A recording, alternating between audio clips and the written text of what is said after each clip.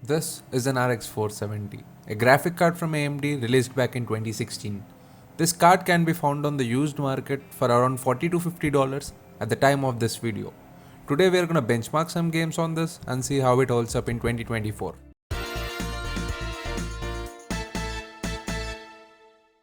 This specific card is from Sapphire and it has 4 gigs of VRAM. It is running at a clock speed of 1216 MHz and draws a maximum of 120 watts, which means you would need a power supply with a 6-pin connector. Today we'll be pairing it with an Core i3-10100F, 16 gigs of DDR4 RAM at 2666 MHz. Here are the specs in GPU-Z and the Radeon software. Before we start, I'd appreciate if you guys can hit that like and subscribe button. The first game we are going to play today is Valorant. I'm running the game at 1080p medium settings. This game runs buttery smooth with an average around 200 plus FPS and the 1% lows at 117. The performance here is very solid and you'll have no problem playing this game on a high refresh rate monitor. The next game is Counter-Strike 2, a bit more intensive title than the previous one. We are running the game at 1080p low settings with FSR disabled. CPU 2 is an CPU intensive game, and as we can see in a casual match on Dust 2, the RX 470 is bottlenecked by the i3.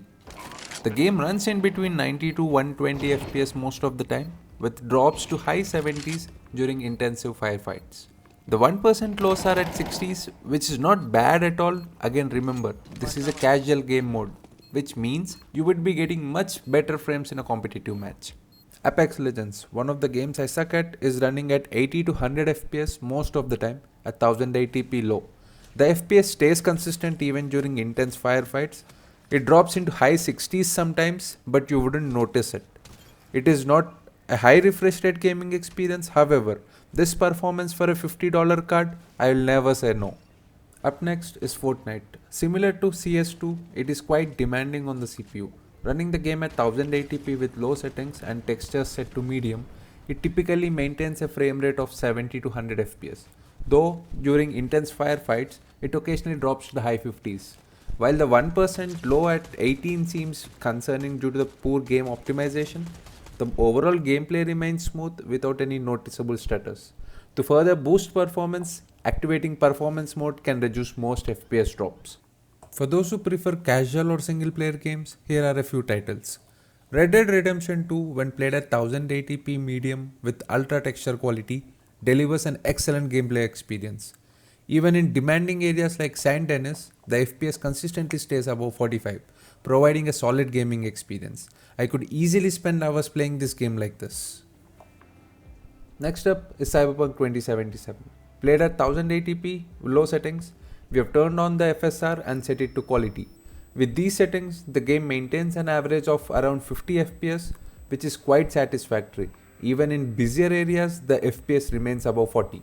Overall, the gaming experience is quite enjoyable. If you are aiming for the 60 FPS mark, you can experiment with setting the FSR to balance mode, but the choice ultimately depends on your personal experience. Lastly, we have Forza Horizon 5 running at 1080p high settings with no FSR enabled. The game consistently maintains a frame rate of 60 FPS or higher throughout the gameplay, with an additional 10 to 20 FPS boost in the outskirts. For those who are seeking better FPS, you can consider enabling FSR for a notable increase in performance. Looking at the results, should you get this card in 2024? Well, it depends on factors such as its price and the type of games you play. If you mainly play esports titles such as Counter-Strike, Valorant, combining this card with a slightly more powerful CPU could result in significant increase in FPS, making it a worthwhile investment. For casual gamers who simply want to enjoy games at reasonable settings and frames, this card would be suitable choice. Well, in the end, it all depends on what price you are able to snag this GPU at. In conclusion, your decision should be based on your budget and gaming preferences. Let me know your thoughts and I'll see you in the next one.